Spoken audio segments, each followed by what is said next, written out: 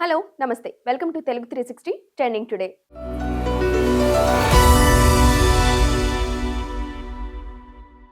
Group 1 పరీక్షల్లో అవకతవకలపై sitting జడ్జితో విచారణ జరిపించాలని బీఆర్ఎస్ నేత హరీష్ రావు డిమాండ్ చేశారు.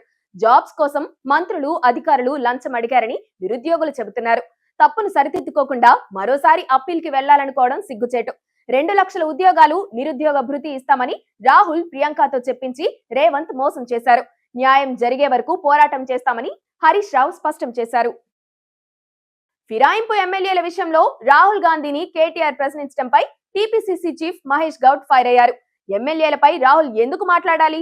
కేటీఆర్ స్థాయి ఏంటి? రాహుల్ గురించి మాట్లాడే అర్హత కేటీఆర్ కుందా?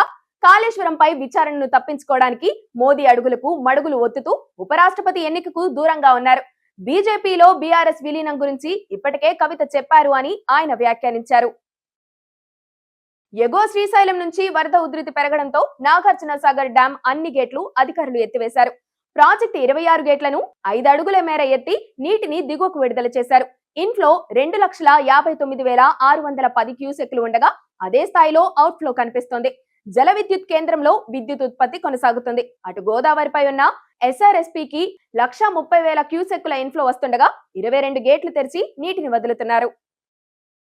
భోగాపురం ఎయిర్పోర్టు పనులు 86% పూర్తయ్యాయని కేంద్ర మంత్రి రామ్మోహన్ నాయుడు తెలిపారు. వర్షాలు కురుస్తున్నా జిఎంఆర్ సంస్థ పనులు ఆపడం లేదని ఆయన అన్నారు.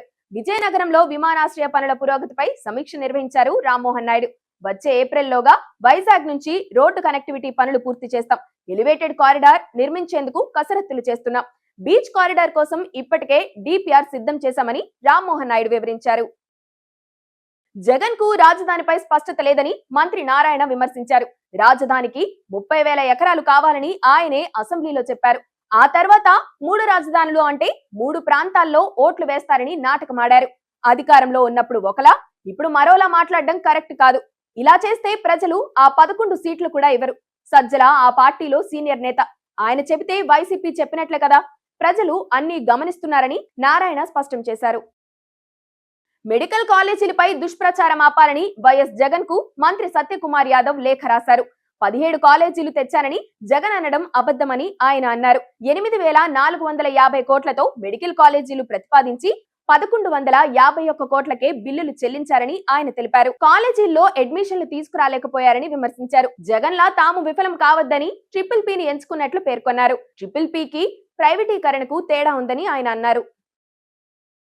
రాష్ట్రంలో నెలకొన్న సమస్యలను డిప్యూటీ సీఎం పవన్ కళ్యాణ్ పట్టించుకోకుండా ప్యాకేజీలు తీసుకుంటూ కాలం గడిపేస్తున్నారని వైసీపీ నేత రోజా విమర్శించారు.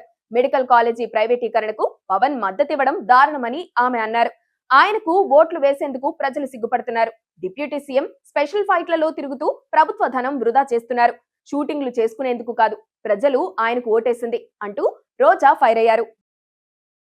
విదేశాల్లో భారత సంతతి పౌరులపై దాడులు పెరిగిపోతున్నాయి.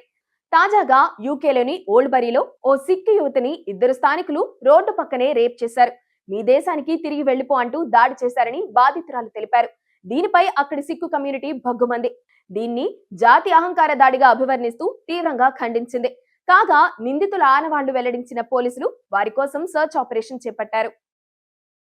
తనను నమ్మి సినిమా ఆఫర్ ఇచ్చినందుకు ప్రొడ్యూసర్ విశ్వప్రసాద్ కు మంచు మనోజ్ ధన్యవాదాలు తెలిపారు. దీంతో తన కుటుంబాన్ని నిలబెట్టారని ఆయన ఎమోషనల్ కూడా అయ్యారు. మిరాయిలో శ్రీరాముడు ఉన్నట్లు తన జీవితంలో శ్రీరాముడు ఈ మూవీ డైరెక్టర్ కార్తిక్ అని మనోజ్ పేర్కొన్నారు. అన్నదమ్ముల తరపున నిలబడిన ప్రభాస్ కు మనోజ్ థ్యాంక్స్ చెప్పారు. ఈ సినిమాకు ప్రభాస్ వాయిస్ ఓవర్ ఇవ్వగా విష్ణు కన్నప్పలో క్యామియో చేసిన సంగతి తెలిసిందే. సోషల్ మీడియాకు దూరంగా ఉండాలని నిర్ణయించుకున్నట్లు హీరోయిన్ ఐశ్వర్య లక్ష్మి ఇన్స్టా వేదికగా వెల్లడించారు. సోషల్ మీడియా నా పనిపై ఆలోచనలపై దృష్టి పెట్టకుండా చేస్తుంది. నా సృజనాత్మకతను దెబ్బతీసింది. నాలోని కళాకారుణ్ణి నన్ను రక్షించుకునేందుకు ఈ నిర్ణయం తీసుకున్నా. అయినా నిజమైన సంబంధాలను ఏర్పరచుకోవడంపై దృష్టి పెడతా అని పోస్ట్ లో పేర్కొన్నారు. అనుష్క కూడా సోషల్ మీడియాకు దూరంగా ఉంటారని ఈ మధ్య ప్రకటించారు. మణిపూర్ రాజధాని ఇంపాల్లో పర్యటిస్తున్న పీఎం మోదీ దాదాపు 7,000 కోట్ల అభివృద్ధి ప్రాజెక్టులకు శంకుస్థాపన చేశారు.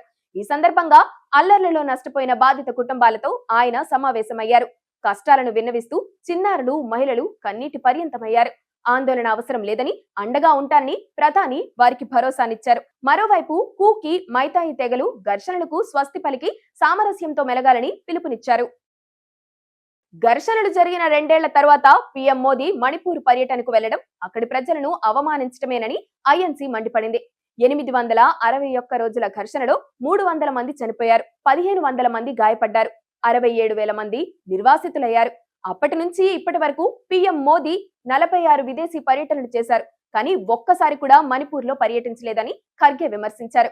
2 ఏళ్ల తర్వాత మోదీ మణిపూర్ వెళ్లడం దురదృష్టకరమని ప్రియాంక గాంధీ కూడా అన్నారు. యుఏఈలో జరగబోతున్న ఆసియా కప్ పై భారత అభిమానుల్లో ఆసక్తి తగ్గిపోయింది. ముఖ్యంగా రేపు జరిగే ఇండియా వర్సెస్ పాకిస్తాన్ ను బాయ్కాట్ చేయాలంటూ భారత అభిమానులు పోస్టులు పెడుతున్నారు. దీంతో హాట్ కేకుల్లో అమ్ముడవ్వాల్సిన దాయాదుల మ్యాచ్ టికెట్లు ఇప్పటికీ సగం కూడా అమ్ముడవ్వలేదని సమాచారం. అమ్మకాలను పెంచేందుకు నిర్వాహకులు టికెట్ ధరలు కూడా తగ్గించారట. రోహిత్, కోహ్లీ వంటి స్టార్లు లేకపోవడంతో మరో కారణంగా తెలుస్తోంది. ఆసియా కప్ లో రేపు భారత్ తో జరగనున్న మ్యాచ్ కు టికెట్ సేల్స్ అవ్వడం లేదన్న వార్తలపై పాక్ మాజీ క్రికెటర్ షోయబ్ అఖ్తర్ స్పందించారు. భావోద్వేగాలు ఉప్పొంగుతున్నాయి. యుద్ధం తర్వాత భారత్ తో పాక్ తొలిసారి తలపడుతోంది. ఖచ్చితంగా స్టేడియం హౌస్ఫుల్ అవుతుంది. టికెట్లు అమ్మడవ్వడం లేదని నాతో ఒకరన్నారు. అది అవాస్తవమని, అన్ని సేల్ అయ్యాయని ఆయన చెప్పుకొచ్చారు. ఇదంతా బయట జరుగుతున్న ప్రచారం మాత్రమే అని కూడా ఆయన వ్యాఖ్యానించారు.